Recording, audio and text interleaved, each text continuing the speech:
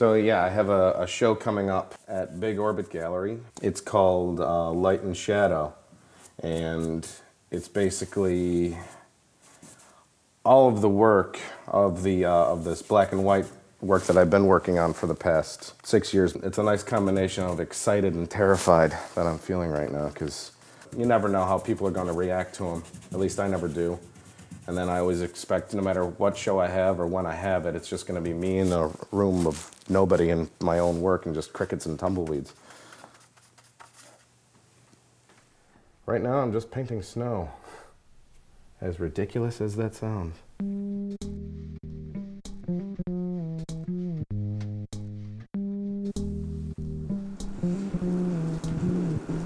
The project is called the House of Collective Repair. It's a project that aspires to reimagine the environment of house. I've invited tradespeople to talk with me about the way that I work, and then I commission them to make a house-inspired model, utilizing only the materials of their particular trade.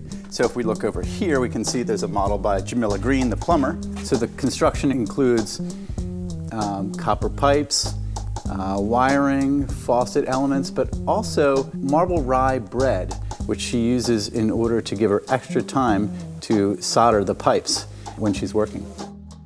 I think one of my favorite things about making work in the first place is that I never know when something's going to fail spectacularly. Like, I never know if something's really going to work the way I intend, and when it does, it's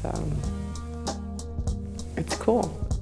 The mural is a piece about kind of celebrating Elmwood in general. So it's a bit of a collage, celebrating different things that you can do in Elmwood, most notably food. We both live in this area, in the Elmwood Village, and it's a very vibrant community with a lot of activity.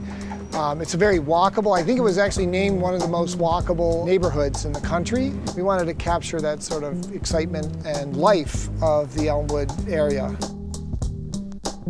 I came to Buffalo originally 10 years ago from Baltimore, Maryland, and I found it to be an intensely inspiring place to be an artist. There's amazing art here, and there's amazing music, and there's just a very, very rich existence. It's a rich creative life.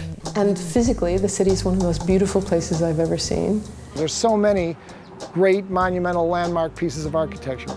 Frank Lloyd Wright's Starr Martin House, which is spectacular. I think there's a great range of art to be found here, and I would encourage people to spend the time exploring, because I think it's one of those things that it's spread across our city, and it's one of the things that really holds it all together, and I think it's worth seeing the whole spectrum of it. The Albright Knox is one of the best contemporary art museums in the world. Not just in the country, not on the East Coast, not in North America, like in the world.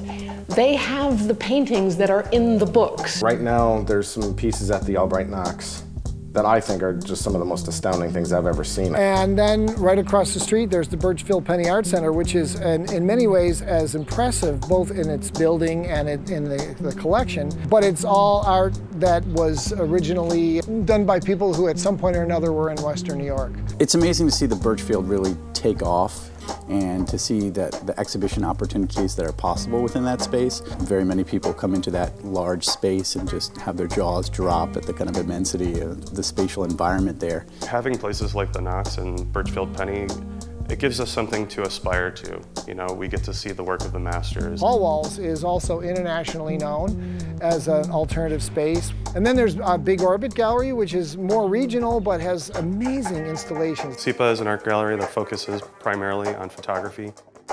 It is one of those places like the Knox that it gives me as a photographer inspiration. A lot of people are just opening up storefront galleries or spaces just to show work, kind of taking it upon themselves to do that, which is it's really cool. Other venues are prolific in the city. And there's a lot of art events going on. It's surprising, you know, how much there is to do here in the arts. There's always an opening somewhere. I think it's a really exciting time. I think there's a lot of new things happening right now. And I think all of these things are coming together to really create Buffalo as this new arts mecca.